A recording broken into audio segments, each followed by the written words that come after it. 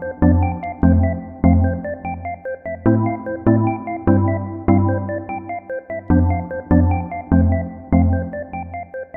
Mariana y junto con Jay les damos la bienvenida a un capítulo más de Tecnociencia abriendo la caja negra. El día de hoy vamos a hacerle honor al nombre de este podcast, ya que hablaremos de un tema bastante interesante y que nos ha cambiado la manera de percibir el mundo que nos rodea. Hoy hablaremos entonces de la tecnociencia, un concepto que puede parecer complejo de inicio, pero pues que busca comprender e interpretar las enormes transformaciones que ha tenido la ciencia y la tecnología a partir de los años 80. Actualmente, la ciencia y la tecnología impregnan todos los ámbitos de nuestra realidad humana y vemos constantemente aparecer nuevas innovaciones que revolucionan nuestra vida, como los drones, la inteligencia artificial, la nanotecnología, los robots, etc. De hecho, hay un filósofo que es Javier Echeverría, que habla de que hoy vivimos en una revolución tecnocientífica.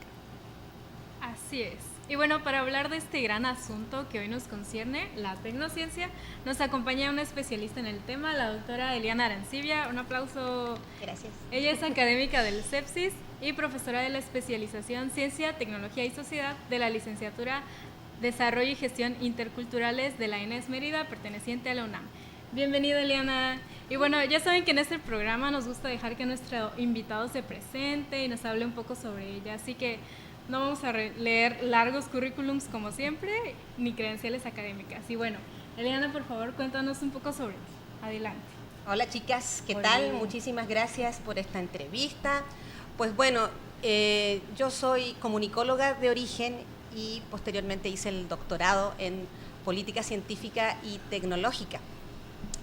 Estos temas vinieron a mi horizonte después de muchos años de trabajar en el Consejo Nacional de Ciencia y Tecnología, en el CONACYT, aquí precisamente en la región sureste. Entonces, como funcionaria pública, me empecé yo a interrogar sobre la incidencia de la ciencia y la tecnología o del desarrollo tecnocientífico en los entornos regionales. Me empezó a interesar en qué medida las líneas de investigación que se desarrollaban, por ejemplo, aquí en la región sureste, eran compatibles con las vocaciones naturales del Estado, las vocaciones económicas, las vocaciones culturales y todo eso. Entonces, a partir de esa experiencia de trabajo que inicié cuando era muy joven, fue que decidí dedicarme a la investigación en estos temas. Ya llevamos algo así como unos 10, 15 años en esto y la verdad es un campo de trabajo que me apasiona, que me gusta mucho y que he tenido la oportunidad de cultivar aquí en el CEPSIS de la UNAM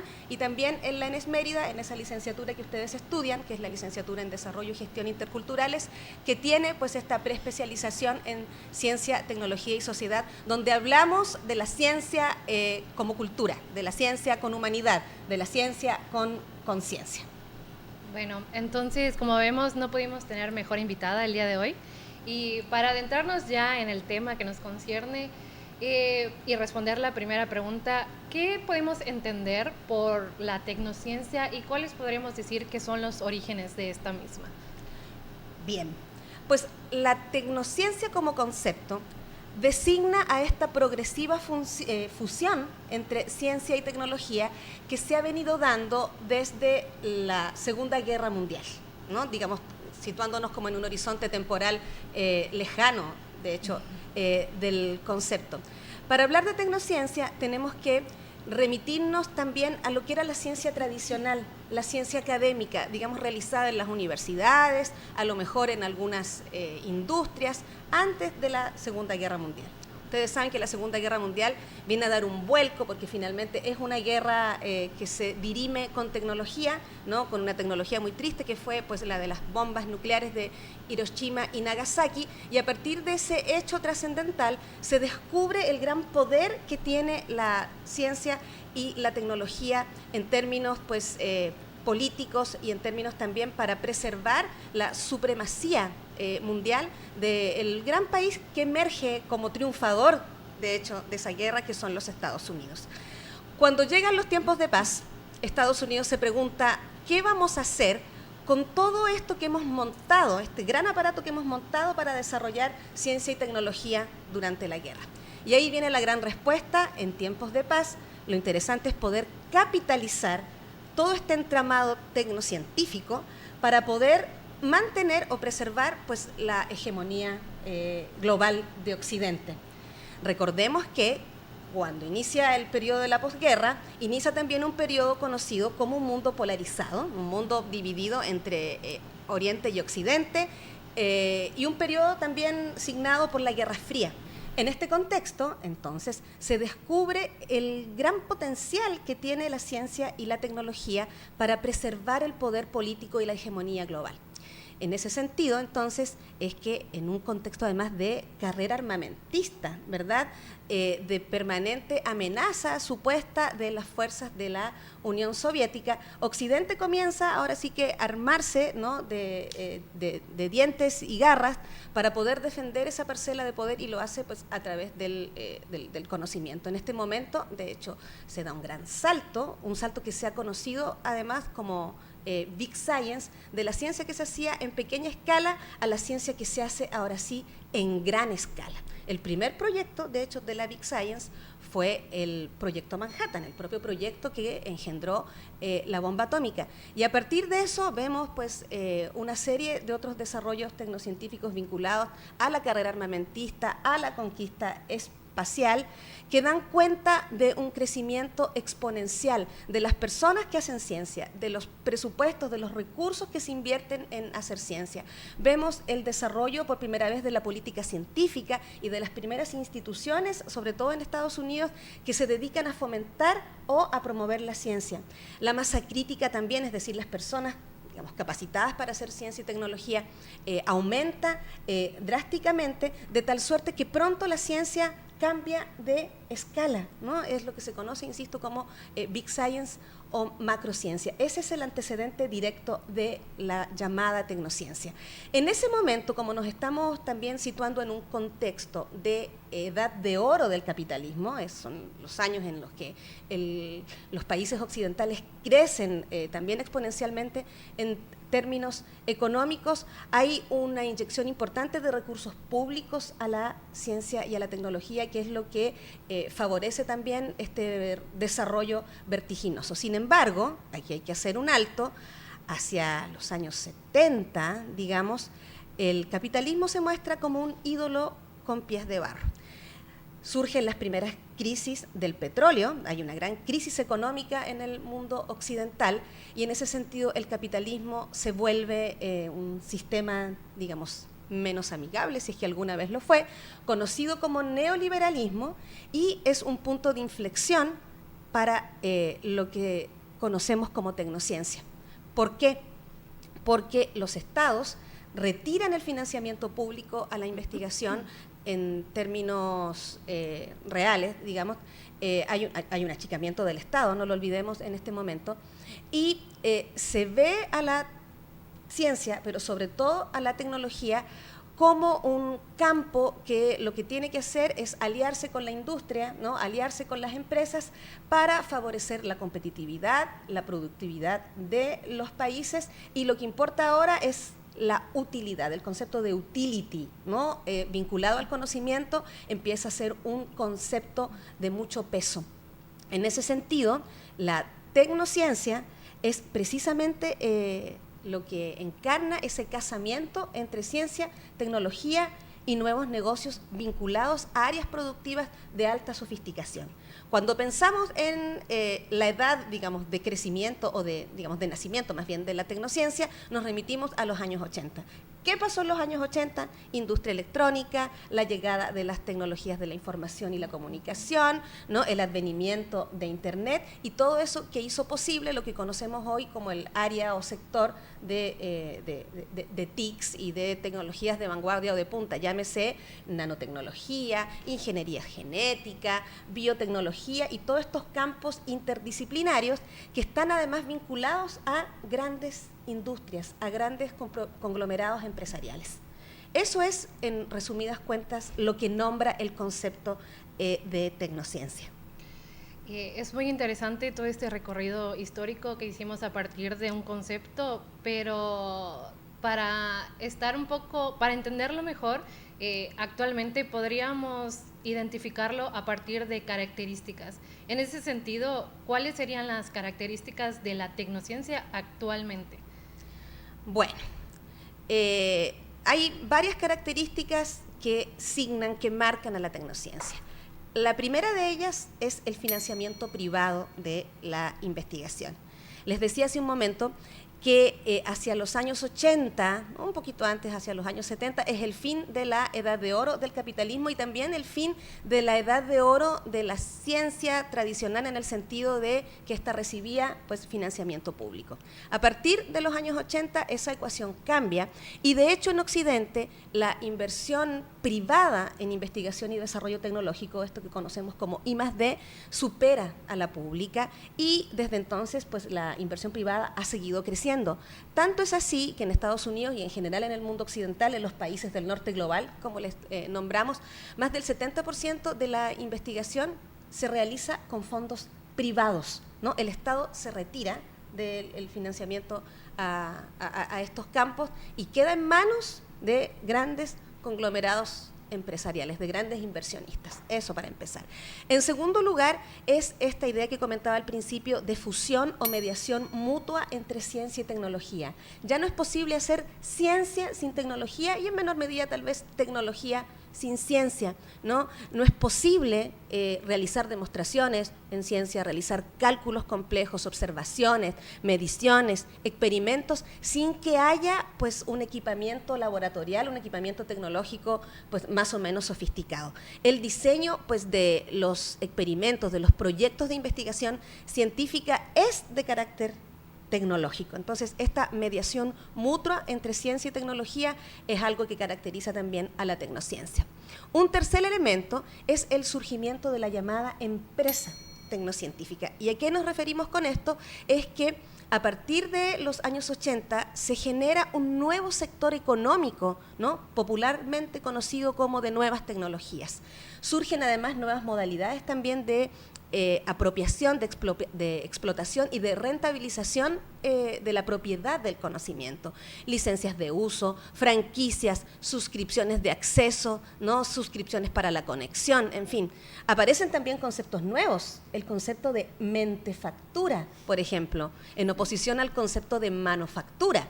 Aparece el concepto de capital intelectual, de gestión y marketing del conocimiento.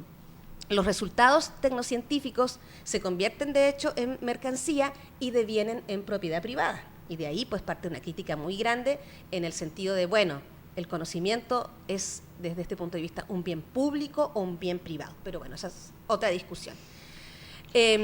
Otra característica muy importante es que ahora la tecnociencia se produce en redes de investigación, ¿no?